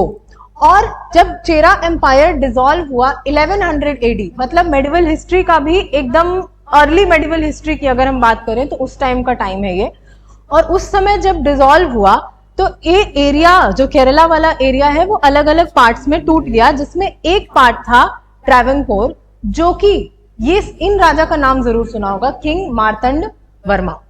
ये जो थे ये वेनाद के किंग थे 1729 से, और इन्होंने ही ट्रैवनकोर की जो स्थापना है वो करी। तो he used all means to unify many small kingdoms. During his time the empire was named Tiruvitamkod or Travancore. Combining rare foresight and indomitable courage, the king did works in various fields. तो देखो इन सब rulers के बारे में ज्यादा हमको नहीं जानना है। हाँ, आर्ट एंड कल्चर में थोड़ा इनके बारे में पढ़ना है, मार्तंड वर्मा के बारे में, लेकिन वैसे हिस्ट्री के पॉइंट ऑफ व्यू से अगर मॉडर्न हिस्ट्री में देखें तो इतना जानना है कि ट्रैवनकोर की जो शुरुआत है वो करी किंग मार्तंड वर्मा ने। कैसे? तो वेनाद के राजा थे ये। वेनाद, जैसे जब चेरा एम्पायर टूटा तो उसमें एक छोटा किंगडम था वेनाद, वेनाद के राजा थे। तो वेनाद के आसपास का जो छोटे छोटे किंगडम्स थे उनको यूनाइट करके इन्होंने तिरुविथमकोड या ट्रैवनकोर की जो स्थापना है वो करी। ठीक है, नहीं वो अलग है। तो Martand Verma undertook military campaigns to subdue neighboring chieftains and expand his kingdom. He defeated the Dutch East India Company at the Battle of Colachel in 1741, ending the Dutch ambitions in Kerala. He implemented administrative reforms, reorganized the revenue system, and established a strong central administration. Martand Verma modernized the army, incorporating European military techniques and equipment. तो ये time जो है 1741, अब इसी time पे हैदर अली जो है वो मैसूर में है। तो एक जगह पे अगर यूरोपियन से इंस्पायर होकर के अपनी मिलिट्री को मॉडर्नाइज किया जा रहा है, तो दूसरे जगह पे बाकी राजा भी ये जो स्टेप है वो लेने की कोशिश कर रहे थे। खास करके ये जो चीजें हो रही थी ना, आर्मी का मॉडर्नाइजेशन वगैरह, ये मोस्टली साउथ में ही हुआ है, बाकी नॉर्थ में ये सारी चीजें देखने को नहीं मिली हैं। तो मार्तंड वर्मा ने भी अपनी आर्मी को मॉडर्नाइज किया और यूरोपियन मिलिट्री टेक्निक्स और इक्विपमेंट को यहाँ पर यूज करना शुरू किया। फिर एक यहाँ पर राजा बनते हैं धर्मराज कार्तिक तिरुनल राम वर्मा। तो इनका धर्मराज जो है वो इनका टाइटल है, बाकी नाम है कार्तिक तिरुनल राम वर्मा। हाँ, नाम इतना बड़ा है।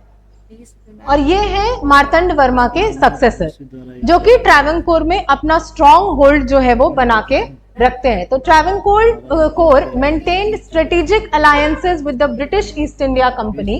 अब ये टाइम देखो 1758 से 1798, बैटल ऑफ प्लासी जो है वो हो चुका है। मतलब ब्रिटिश जो है वो बाकी फ्रेंच को, डच को, पोर्चुगीज को इंडिया से बाहर निकाल, मतलब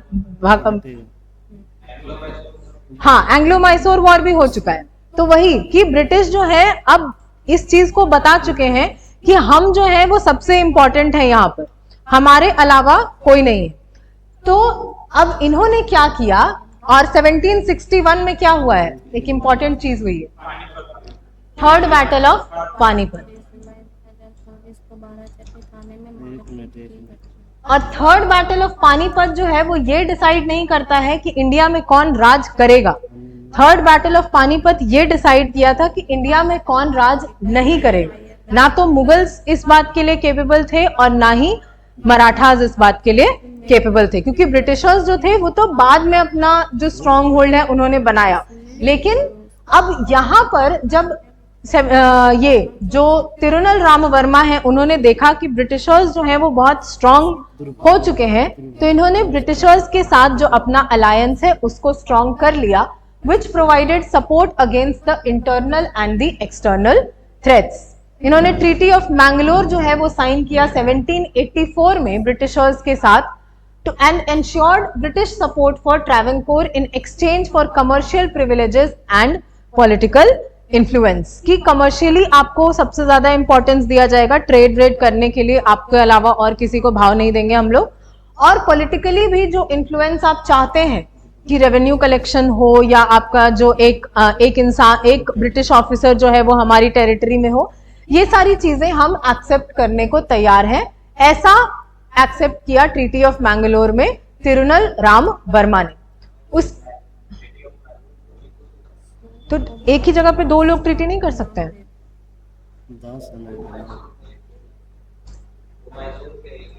हाँ, लेकिन फिर भी इन्होंने किया, मे बी वो शायद इनवाइट करके वहां पे किया गया होगा, तो लेकिन ट्रीटी ऑफ मैंगलोर साइन किया।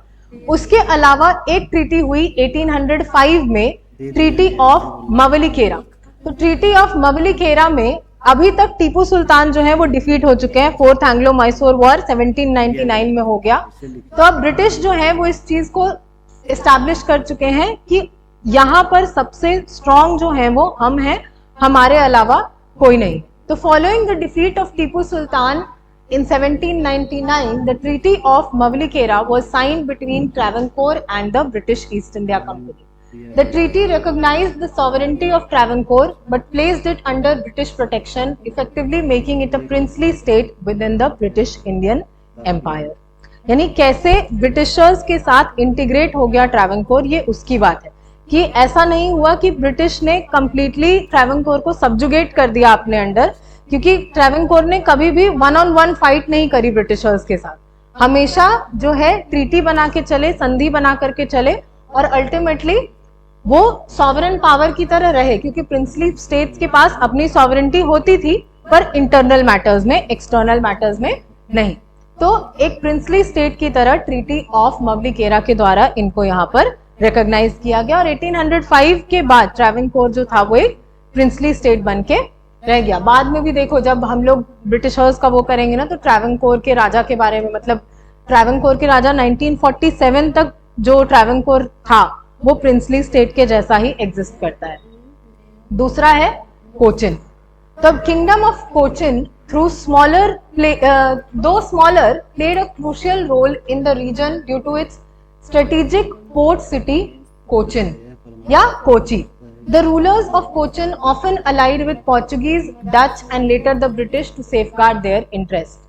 कोचिन में बहुत सारी फैक्ट्रीज भी स्टैब्लिश की थी। जितने भी ब्रिटिशर्स और यूरोपियंस जब आए थे तो कोचिन में उन्होंने अपनी फैक्ट्रीज या ट्रेड सेंटर्स भी यहाँ पर इस्टेब्लिश करी थी, क्योंकि कोचिन जो है वो एक पोर्ट सिटी है। आज भी देखो कोचिन इंपॉर्टेंट है, कोचिन का पोर्ट से बहुत सारा ट्रेड जो है वो होता है। तो उस समय से कोचिन का इंपॉर्टेंस जो है, तो भले ही एक छोटा किंगडम था कोचिन, लेकिन वो सिग्निफिकेंटली इंपॉर्टेंट था, स्ट्रेटेजिकली बहुत इंपॉर्टेंट था, क्योंकि उसके पास अपना एक पोर्ट था।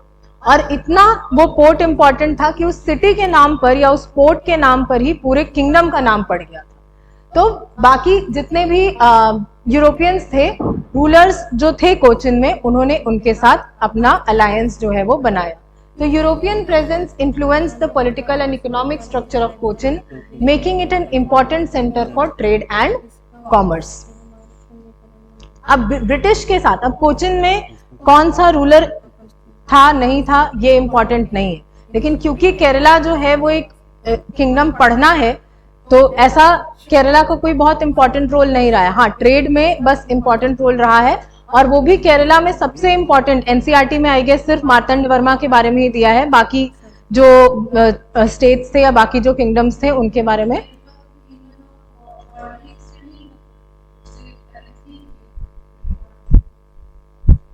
मतलब हाँ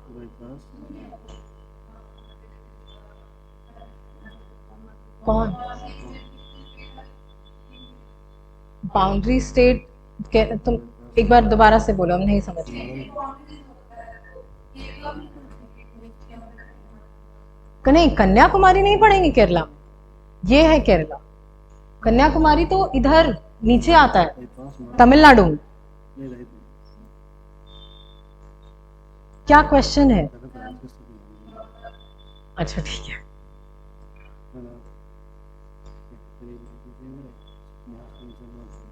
तो उसके बाद 1791 में इन्होंने ब्रिटिश के साथ एक अलायंस किया, एक ट्रीटी साइन करी, जिसमें कि फाइनली कोचिन भी एक प्रिंसली स्टेट की तरह ब्रिटिशर्स जो है वो रिकॉग्नाइज कर लेते हैं। The British established a resident in Cochin to oversee their interest and influence in administration, और 1791 में कोचिन की कहानी भी खत्म होती है। नेक्स्ट है कैलीकट या कोहिकोड। The Zamorins were the hereditary rulers of Calicut.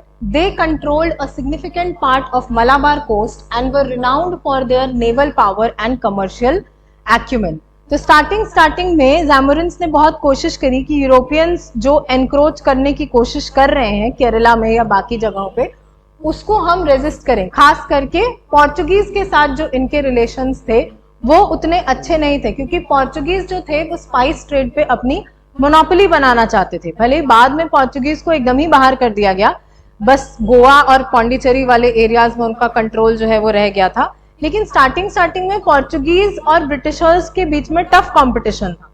तो पोर्चुगीज को क्योंकि लोकल किंगडम्स ने भी कुछ खास सपोर्ट नहीं किया था, इसीलिए पोर्चुगीज का कंट्रोल जो है वो ज्यादा टाइम तक रह नहीं पाया, और पोर्चुगीज जो थे वो मोनोपोलाइज करना चाहते थे कि सारा ट्रेडिंग राइट्स जो होगा वो हमारे पास ही होगा, हमारे अलावा किसी और के पास नहीं होगा। तो इसीलिए यहाँ पर जो ज़ैमोरिन्स थे वो पर्टिकुलरली पोर्चुगीज को बहुत ज्यादा रेजिस्ट करते थे। उसके बाद हैदर अली और टीपू सुल्तान का जब वो था, तो हैदर अली और टीपू सुल्तान ने जो कैलीकट है उसको अपने कंट्रोल में लाने की कोशिश करी। तो in the latter half of the 18th century Calicut faced invasions from Hyder Ali and Tipu Sultan of Mysore which significantly impacted its political landscape। और जो फोर्थ एंग्लो मैसूर वॉर था, जिसमें कि टीपू सुल्तान जब डिफीट हो जाते हैं, तो अब क्योंकि टीपू सुल्तान डिफीट हो गए, टीपू सुल्तान मर गए और कैलीकट जो था वो ऑलरेडी वो कंट्रोल कर रहे थे, तो ऑटोमेटिकली कैलीकट जो था वो ब्रिटिशर्स के कंट्रोल में चला जाता है। तो following the Tipu Sultan's defeat, the British East India Company annexed the Malabar region which included Calicut, incorporating it into the Madras presidency. कि पूरा केरला का जो एग्जिस्टेंस है वो ही लगभग खत्म हो गया था। बाद में भले केरला एक इंडिपेंडेंट स्टेट की तरह नजर आया, लेकिन पहले ये सब मद्रास प्रेसिडेंसी के अंडर ही आते थे। लास्ट है चिरक्कल। चिरक्कल को जो है वो एंशियंट किंगडम एक था कोलथ नाडु, जो कि रूल करते थे द कोलाथिरी डायनेस्टी, उनके अंडर एक एंशियंट किंगडम में एक पार्ट था चिरक्कल। और ये जो कोलाथिरीज थे ये बहुत सारे कॉन्फ्लिक्ट्स और अलायंसेस दोनों में बिलीव करते थे, मतलब जिनसे लड़ना होता था उनसे लड़ते भी थे और जिनसे अलायंस बनाना होता था उनसे अलायंस भी बनाते थे। खास करके जो यूरोपियंस थे उनके साथ इनका बहुत सारा जो कॉन्फ्लिक्ट्स है वो हुआ। लेकिन इनिशियली जो इनका इंटरैक्शन था डच और पोर्चुगीज के साथ, तो स्टार्टिंग में इन्होंने कोशिश करी कि हम अलायंस बना करके अगर काम निकल जाता है तो वहां पर हम अलायंस बना करके काम कर लेते हैं। तो डच और पोर्चुगीज के साथ इन्होंने अलायंस बनाया, लेकिन ये अलायंस ज्यादा दिन तक चल नहीं पाया, क्योंकि बाद में डच जो थे उनको इंडोनेशिया की तरफ डाइवर्ट कर दिया था ब्रिटिशर्स ने, और पोर्चुगीज तो खुद ही उनके कांड इतने ज्यादा थे कि उनका इंपॉर्टेंस इतना ज्यादा बचा नहीं था। तो by the late 18th century the British East India Company began to exert more influence in the region, leading to treaties and alliances with the Kolathiris. तो भले ही इन्होंने शुरू किया डच और पोर्तुगीज के साथ, लेकिन जब ब्रिटिशर्स का इन्फ्लुएंस जो है वो और ज्यादा स्ट्रांग होने लगा, तो इनको अल्टीमेटली ब्रिटिशर्स के साथ अलायंस जो है वो बनाना पड़ा। तो डायरेक्ट कॉन्फ्लिक्ट में ये भी इन्वॉल्व नहीं थे। बाद में जैसे कैलीकट के साथ हुआ, वैसे ही चिरक्कल को भी टीपू सुल्तान ने अपने कंट्रोल में कर लिया था। तो जब टीपू सुल्तान डिफीट हुए और टीपू सुल्तान का पूरा टेरिटरी जो था वो ब्रिटिशर्स के अंडर चला गया, तो उसी टाइम पे चिरक्कल भी जो था वो ब्रिटिशर्स के अंडर चला गया था। तो the strategic and military decisions of Kolathiris contributed to the resistance against European colonial expansion, particularly during the conflicts with Portuguese and Dutch. Their eventual alliances with British East India Company mirrored the broader trends in Kerala, where local rulers navigated colonial pressures to protect their interests. The defeat of Tipu Sultan and subsequent British annexation of Malabar region brought Chirakkal under the British influence. और finally इसको integrate कर लिया गया British administrative framework में, with the Kolathiri rulers becoming tributaries under British suzerainty. Tributaries यानी कि जो Britishers के जो कुछ अमाउंट जो देते थे उसके ऊपर वो लोग रहते थे, अपना खुद का रेवेन्यू वगैरह जनरेट करने का अब इनका जो पावर्स था वो ब्रिटिशर्स ने सीज कर लिया था। और जो भी अमाउंट इनको ब्रिटिशर्स देते थे कि इतना आपको अपने खर्च वर्च के लिए जो भी रखना है वो रख सकते हैं, तो उनको हम ट्रिब्यूटरीज बोलते थे। तो ये लोग ट्रिब्यूटरीज की तरह एग्जिस्ट करने लगे। ठीक है, समझ आ गया? केरला कौन कौन से छोटे छोटे किंगडम्स थे केरला में? कैलीकट, कोचिन, ट्रैवंकोर, कैलीकट हो गया, चिरक्कल। तो एक ट्रैवंकोर को छोड़ के बाकी जो है सारा सी से है, कोचिन, चिरक्कल और कैलीकट। ठीक है, तो कैलीकट जो था उसको कैसे ब्रिटिशर्स के कंट्रोल में लाया गया?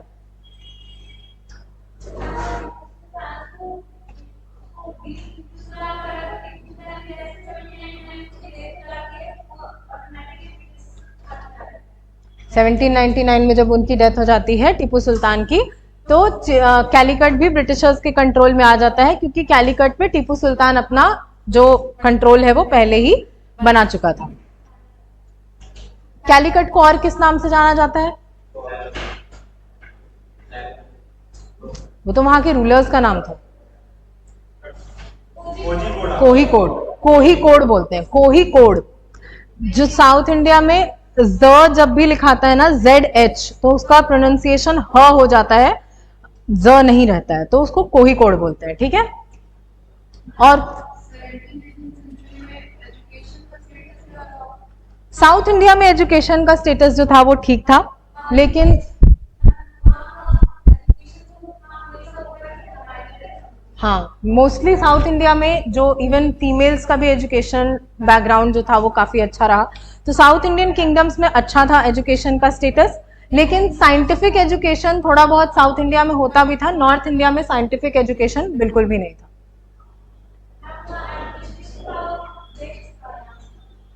अब ये तो नहीं कह सकते हैं, अगर उनका एडमिनिस्ट्रेशन इतना ज्यादा स्ट्रांग होता तो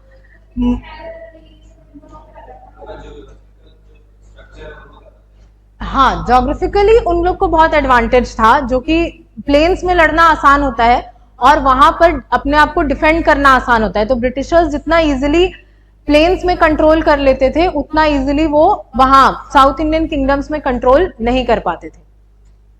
लेकिन अगर वो इतने ही स्ट्रांग होते तो मुगल्स जो है वो इतने टाइम तक राज नहीं करते। हाँ, भले ही मुगल्स का टाइम अलग था, इनका टाइम अलग था, बट वही बात है कि इनको एक साथ इतने सारे खतरों का सामना करना पड़ा कि एक बार कोई तुमको सपोर्ट कर रहा है, अगली बार वो तुम्हारे ही खिलाफ खड़े हो जा रहा है। तो बहुत डिफिकल्ट था इनके लिए कि ये ब्रिटिशर्स के अगेंस्ट एक स्ट्रांग पावर की तरह खड़े रह सके।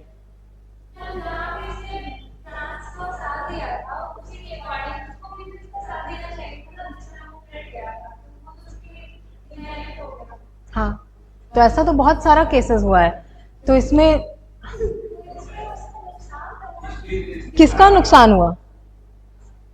तो वो जब फ्रांस को सपोर्ट किए थे, मैसूर जब फ्रांस के सपोर्ट में था, तो ये थोड़ी पता था कि कल को फ्रांस जाके पलट जाएगा। तुम किसी से दोस्ती करती हो तो ये सोच के थोड़ी करती हो कि कल को जाकर के ये मेरी दुश्मन बन जाएगी।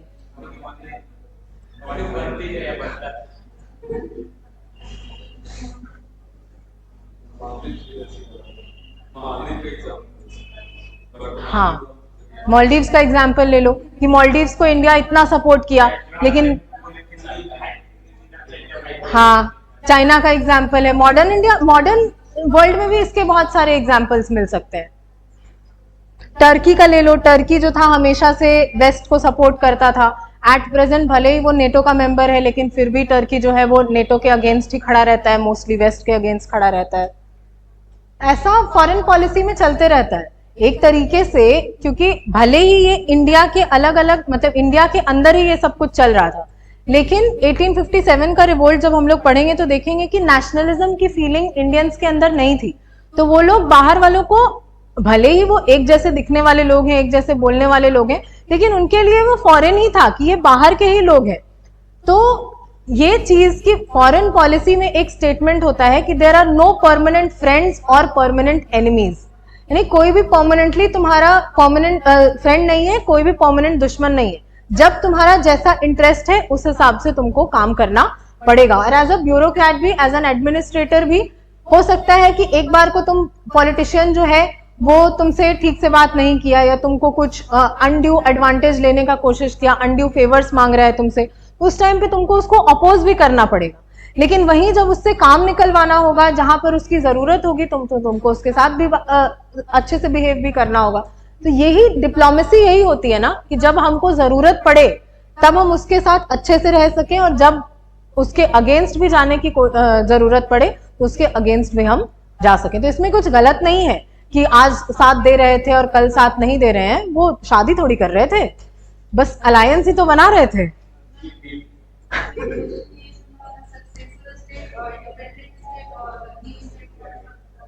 सक्सेसर स्टेट, इंडिपेंडेंट स्टेट और न्यू स्टेट।